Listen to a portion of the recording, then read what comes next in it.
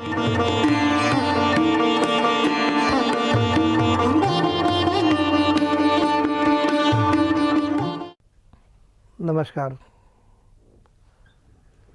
देखिए, हम बहुत सारे काम अनजाने में करते हैं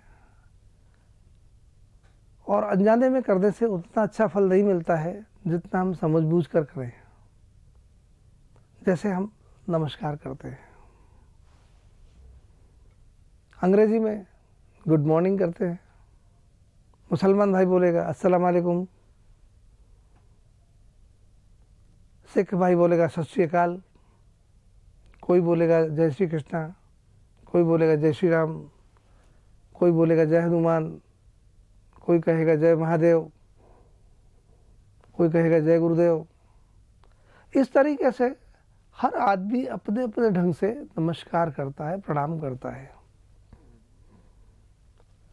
और सामने वाले व्यक्ति भी उसे उसी भाषा में, उसी शब्दावली में रिप्लाई देता है। जैसे किसी ने कहा जय श्री राम तो सामने वाला भी कहेगा जय श्री राम। किसी ने कहा जय श्री कृष्णा, सामने वाला भी कहेगा जय श्री कृष्णा। किसी ने कहा जय शंकर, सामने वाले बोल देगा जय शंकर। किसी ने कहा जय जिनेंद्र, सामने वाला भी कहेगा जय जिनेंद्र।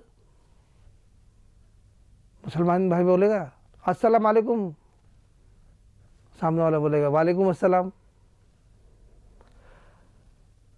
हम यह जानते ही नहीं है कि हम क्या बोल रहे हैं, हम किस प्रकार से अभिवादन कर रहे हैं, उसका क्या अर्थ है।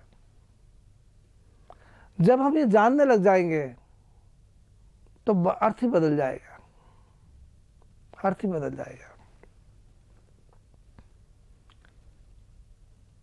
कई बार हम भगवान के मंदिर में जाते हैं,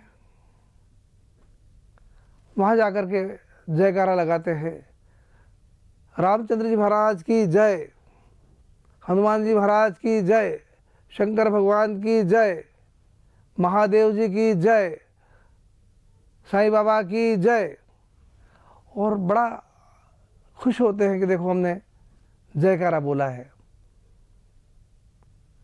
पर बचपन से ही मुझे थोड़ा लगा कि जो हम ये जयकारा बोलते हैं इसका अर्थ क्या है, ये जो हम नमस्कार करते हैं इसका अर्थ क्या है। क्योंकि चाहे हम किसी व्यक्ति से नमस्कार करें या भगवान को प्रणाम करें, हमें अर्थ तो पता हो। अगर इसका वैज्ञानिक अर्थ ही नहीं पता है तो फिर नमस्कार करने से, प्रणाम करने से क्या फायदा हुआ। हम भगवान के मंदिर में गए, क्यों गए? कि भगवान की हम पर कृपा हो जाए, हमारे दुख दूर हो जाए। और हमने क्या किया, बड़े जोर से जयकारा लगाया, हनुमान जी महाराज की जय, बजरंग बली की जय, शनि महाराज की जय, बिना ये सोचे समझे कि जय का मतलब क्या है और हम किसकी जय की कामना कर रहे हैं। देखिए, कोई व्यक्ति न्यायालय में जाकर, कोर्ट में जाकर एक आवेदन पत्र देता है, कुछ रिलीफ चाहता है, तो उस आवेदन पत्र में सारे पॉइंट्स लिखने के बाद वे अंत में 3-4 लाइनों की प्रेयर लिखता है कि वो न्यायालय से क्या रिलीफ चाहता है, क्या सहायता चाहता है।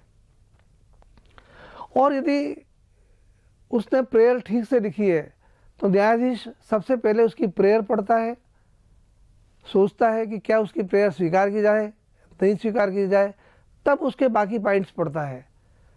पर यदि हमारी प्रेयर ही गलत हो तो न्यायाधीश हमको रिलीफ कैसे देगा, हमें कोई फ़ायदा नहीं होगा, हमारी दरख्वास्त, अर्जी, एप्लीकेशन रिजेक्ट हो जाएगी, निरस्त हो जाएगी। तो मंदिर में जाकर के हम क्या प्रेयर कर रहे हैं, उस प्रेयर का अर्थ तो पता हो। अगर वो अर्थ आपको पता है तो भगवान आपकी जरूर सुनेगा, भगवान आपके की सहायता जरूर करेगा। पर यदि अर्थ पता नहीं है तो आप गए, प्रेयर की और वापस चले आए, चक्कर खाते रहे, भगवान ने आपकी सुनवाई नहीं की। तो देखिए, भगवान के मंदिर में जाकर के जब हम जयकारा बोलते हैं तो क्या हम भगवान की जय बोल रहे हैं? जैसे जयपुर में गोविंद देव जी के मंदिर में जाके बोलता है गोविंद देव जी महाराज की जय, तो हम किसकी जय की कामना कर रहे हैं? क्या गोविंद देव जी महाराज की जय की कामना कर रहे हैं? कोई कहता है जय श्री राम, तो किसकी जय की कामना कर रहे हैं? भगवान रामचंद्र जी की जय की कामना कर रहे हैं। अरे भगवान रामचंद्र जी तो त्रेता युग में पैदा हुए थे, रावण से युद्ध लड़ा, उनकी जय हो गई, वो रामचंद्र जी चले गए। कृष्ण भगवान द्वापर में पैदा हुए थे, उन्होंने राक्षसों का संहार किया, लड़ाई लड़ी और चले गए। कलयुग में तो युद्ध आप और मैं लड़ रहा हूं, हम दुखी हैं, हम अपनी जय की कामना कर रहे हैं कि भगवान मेरी जय करा दे। तो भाई, अगर आपने भगवान के सामने जाकर सही प्रार्थना की है तो भगवान आपकी सुनेगा। हम ये सोचते हैं कि हम भगवान रामचंद्र जी की या कृष्ण भगवान की या महादेव जी की या हनुमान जी की या माता जी की जय की कामना कर रहे हैं। तो भाई, मैं तो इतना बड़ा आदमी अपने आप को नहीं समझता हूँ कि मैं भगवान के मंदिर में जाके भगवान को आशीर्वाद दूं कि हे भगवान तेरी जय हो जाए। आज हो क्या रहा है? हम यही समझते हैं कि भगवान की जय हो। तो जब हम यही समझ रहे हैं तो जय किसकी होगी? भगवान की होगी। अच्छा, एक बात बताओ, जब भी भगवान में और शैतान में युद्ध हुआ है, राम में और रावण में युद्ध हुआ है, तो जय किसकी हुई है? राम की हुई है। कृष्ण में और कंस में युद्ध हुआ है, तो जय किसकी हुई? भगवान श्री कृष्ण की हुई। खुदा में और शैतान में युद्ध हुआ है, तो जय किसकी हुई? विजय किसकी हुई? खुदा की हुई। तो भगवान की जय तो होना ही होना है। कभी ऐसा हो ही नहीं सकता है कि भगवान की जय नहीं हो। तो फिर क्या अर्थ है? ये जो जयकारा लगाते इसका क्या मतलब हुआ? इसका मतलब ये हुआ कि मैं भगवान की शरण में आता हूँ। हे भगवान, आज मैं तेरी शरण में आया हूँ, मैं इस संसार में बहुत दुखी हूँ, परेशान हूँ, बड़ा युद्ध लड़ रहा हूँ, मेरी जय करा दे। तो भगवान के मंदिर में अगर जाकर आपने ये प्रार्थना की, हे भगवान मेरी जय करा दे, मैं तेरी शरण में आया हूँ, तो भगवान आपकी जय कराएगा। पर यदि मंदिर में जाके भगवान की जय की नारा लगा रहे हैं तो भगवान की जय हो जाएगी, आपकी रह जाएगी। अब आप सोच लीजिए, आप किसकी जय की बात कर रहे हैं? भगवान की जय या आपकी खुद की जय? तो प्रार्थना ये होना चाहिए कि हे प्रभु तेरी शरण में आया हूँ, तू मेरी जय करा दे। दोनों हाथ जोड़ के मैं याचना कर रहा हूँ कि तू मेरी जय करा भाई। तो भगवान आपकी जय करा देगा, आपकी सहायता करेगा। और अगर आपने कहा जय श्री कृष्ण, तो कृष्ण भगवान की जय हो गई। जय श्री राम, तो राम जी की जय हो गई, आपकी नहीं हुई। तो सोचिए आप कि जो जयकारा लगा रहे हैं उसके पीछे क्या अर्थ है। और जब तक सही अर्थ नहीं समझ में आएगा आपको फायदा नहीं होगा। वैज्ञानिक रूप से समझिए कि हम भगवान से चाहते क्या है, और जो चाहते हैं वही कहिए। एक छोटा सा उदाहरण लेते हैं। एक 16 साल का लड़का 15-16 साल की लड़की को बोलता है इलू। अब यदि वो लड़का अंग्रेजी पढ़ा लिखा है, वो लड़की भी अंग्रेजी पढ़ी लिखी है, तो इलू का शब्द समझ जाएगी। आई लव यू का शॉर्ट फॉर्म इलू हुआ। तो उस शब्द को सुनकर के दोनों के मन में खुशी होगी। परंतु यदि वो लोग अंग्रेजी पढ़े लिखे नहीं है, लड़के ने बोला इलू, लड़की ने भी बोल दिया इलू, अर्थ दोनों को नहीं पता है, तो आप बताइए उनके मन में खुशी कहाँ से होगी? वो तो एक मैकेनिकल बात हो गई कि एक ने बोला इलू, दूसरे ने बोला इलू। एक ने बोला जय श्री राम, दूसरे ने बोला जय श्री राम। एक ने बोला जय श्री कृष्ण, दूसरे ने बोला जय श्री कृष्ण। एक ने बोला जय माता दी, दूसरे ने बोला जय माता दी। अर्थ दोनों को पता नहीं है। और जब तक अर्थ का पता नहीं होगा भाइयों, हमारा भला कैसे होगा, हमें फायदा कैसे होगा? तो आइए आज हम इस अर्थ का पता लगाएं। जब कोई व्यक्ति किसी को अंग्रेजी में बोलता है गुड मॉर्निंग, तो फुल फॉर्म क्या होता है? I wish you good morning. दोपहर में बोलता है गुड आफ्टरनून, तो इसका पूरा अर्थ क्या हुआ? I wish you good afternoon. शाम को बोलता है गुड इवनिंग, क्या मतलब हुआ? I wish you good evening. नए साल पे क्या बोलता है? हैप्पी न्यू ईयर, क्या अर्थ हुआ? I wish you happy new year. तो भाई वो पूरा सेंटेंस अगर पता है तो उसका आनंद आ जाएगा। अब शॉर्ट फॉर्म होते होते आजकल के बच्चे बोलते हैं मॉर्निंग, आफ्टरनून, इवनिंग, गुड भी छोड़ देते हैं, पर उसका अर्थ ये है I wish you good morning, I wish you good afternoon, I wish you good evening. तो ये शॉर्ट फॉर्म चलते चलते हम जो जय श्री कृष्ण, जय श्री राम बोलते हैं, ये भी शॉर्ट फॉर्म हो गया। वो कैसे? असली तो बात यह है कि जब भी कोई व्यक्ति अपने किसी मिलने वाले से, रिश्तेदार से, मित्र से मिलता है तो वो पूरा सेंटेंस बोलता है मेरे दोस्त, है मेरे मित्र, मैं अपने भगवान श्री राम से प्रार्थना करता हूं कि आपकी जय हो।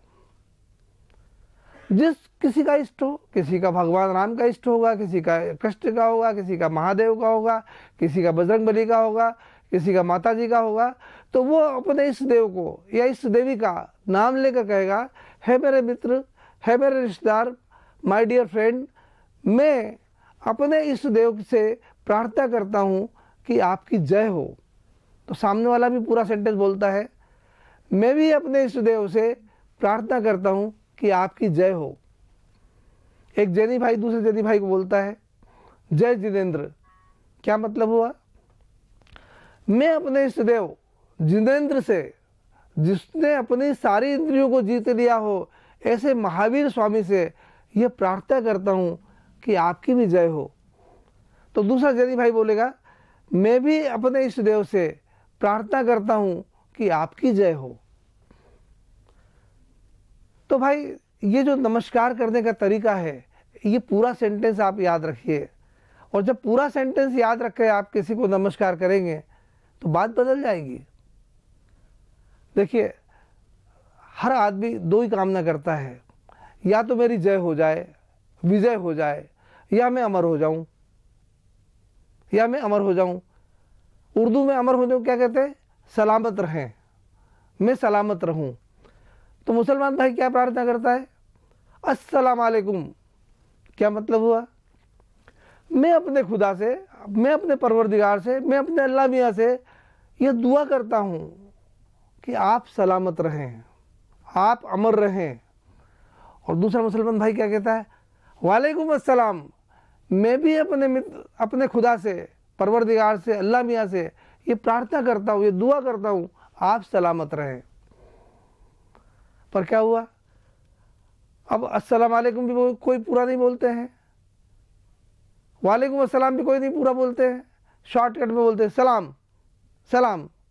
और सब लोगों ने सोचा ए सलाम का मतलब नमस्ते करना, ये सलाम हो गया। नहीं भाई, ये तो एक दुआ है। जब दोनों भाई अपने बिरादर के लिए, अपने मित्र के लिए, अपने रिश्तेदार के लिए कर रहे हैं उस खुदा से, परवरदिगार से कि सामने वाला सलामत रहे। तो यदि आप आज से किसी को नमस्कार करें तो पूरा अर्थ अपने मन में रखिए कि मैं क्यों नमस्कार कर रहा हूँ, मैं क्या चाहता हूँ, मैं क्या दुआ कर रहा हूँ, और सामने वाला भी इसका अर्थ समझे कि मैं क्या कह रहा हूँ, कि मैं अपने इष्ट देव से प्रार्थना कर रहा हूँ कि आपकी जय हो, आपका कल्याण हो, आपकी स्वस्थी मुक्ति हो। और सामने वाला भी अपने भगवान को याद करके कहे कि मैं आपकी जय की कामना करता हूँ। क्योंकि देखिए, अंग्रेजी में विश करना बड़ा आसान काम है, I wish you good morning, I wish you happy new year. पर हो सकता है एक पड़ोसी दूसरे पड़ोसी से कहे I wish you good morning, और अंदर में दिल में क्या कहे, अरे तेरा बेड मॉर्निंग हो, काय का गुड मॉर्निंग, बेड मॉर्निंग हो जाए। तो विश तो हमेशा गलत भी हो सकती है, परंतु हमारे देश के ऋषियों ने, मुनियों ने, महर्षियों ने साइंटिफिक खोज की कि खाली विश करने से कोई लाभ नहीं होगा। इससे अच्छा ये होगा कि आप किसी भी मित्र से, रिश्तेदार से, दोस्त से मिलें तो आप प्रार्थना करें, भगवान से प्रार्थना करें। और जब भगवान को याद करके आप प्रार्थना करेंगे तो वो आपकी प्रार्थना झूठी नहीं हो सकती है, वो प्रार्थना सच्ची ही होगी, सच्चे हृदय से होगी, क्योंकि उस समय भगवान आपके हृदय में विराजमान होगा। तो भाई भगवान को अपने हृदय में विराज करके, भगवान को याद करके, हमारे मित्र से, मिलने वाले से, दोस्त से, जिससे भी हम मिलते हों उसको हम नमस्कार करें, प्रणाम करें। तो इस भावना से करें कि सामने वाले की जय हो, उसका कल्याण हो, उसकी स्वस्थ मुक्ति हो, और वो भी बदले में प्रार्थना करे कि हमारा कल्याण हो, हमारी जय हो। तो जब दोनों भाई एक दूसरे की जय की कामना करेंगे तो देखिए कैसा प्यार उमड़ेगा, कैसी खुशी होगी। जैसे इलू एक लड़के ने कहा, लड़की ने सुना, या लड़की ने इलू बोला, लड़के ने सुना, तो दोनों के दिल में कैसा हलवा हलवा जैसा स्वाद आ जाएगा। तो ये प्रार्थना है। हम अंग्रेजों की तरह हाथ मिलाते हैं, क्यों मिलाते हैं भाई? बस अंग्रेजों ने मिलाया, हम भी मिला रहे हैं। अरे इसके पीछे का रहस्य क्या है ये तो जानो आप। ठंडे प्रदेशों में अंग्रेज लोग रहते हैं, इंग्लैंड में ठंड बहुत पड़ती है, और वो लोग अपने हाथ जेब में रखते हैं। तो जब किसी से मिलते हैं तो जेब से हाथ निकाल के गरम गरम हाथ उस सामने वाले के हाथ से मिलाते हैं और अपनी गर्मी उसको ट्रांसफ़र करते हैं, अपनी गर्मी उसको देते हैं। सामने वाला भी जेब में से हाथ निकाल करके और हाथ मिलाता है, और उसके हाथों की गर्मी आपके हाथों में आती है। और इसीलिए कहते हैं गर्मजोशी से हाथ मिलाया, गर्मजोशी से हाथ मिलाया। पर हम लोग क्या कर रहे हैं? हम हाथ मिलाते समय हाथ मरोड़ देते हैं, हाथ दबा देते हैं, जैसे कोई दुश्मनी हो रही है हमारी, और इस तरह से हाथ मिलाते हैं। और आजकल तो ये जो स्वाइन फ्लू चला ना, इससे हाथ मिलाना और ख़तरनाक हो गया है, क्योंकि स्वाइन फ्लू के कीटाणु बड़े आसानी से एक दूसरे को ट्रांसफ़र हो जाते हैं। मैंने ऐसे ऐसे हाथ लगाया और आपसे हाथ मिला लिया, मेरे कीटाणु हाथ में ट्रांसफ़र हो गए। तो भाइयों अच्छा ये होगा, हाथ मिलाना छोड़े, दोनों हाथ जोड़ के नमस्कार करें, प्रणाम करें, क्योंकि आपके हाथों की दोनों 10 उंगलियों की ऊर्जा एक दूसरे से मिलेगी, और वो ऊर्जा आपकी प्रार्थना में बदलेगी। और जब वो आप प्रार्थना करेंगे सामने वाले के लिए कि उसका भला हो, कल्याण हो, उसकी जय हो, तो आपके हृदय में खुशी होगी, आपके हृदय में आनंद आएगा, और सुनने वाले को भी आनंद आएगा, वो भी आपके लिए प्रार्थना करेगा। तो आपका भी कल्याण होगा, आपकी भी जय होगी, आपकी विजय होगी, और आप सब की विजय हो, आप सब अद्वितीय बने। इसी प्रार्थना के साथ, इसी मंगल कामना के साथ मैं आप सबको सादर नमस्कार करता हूँ।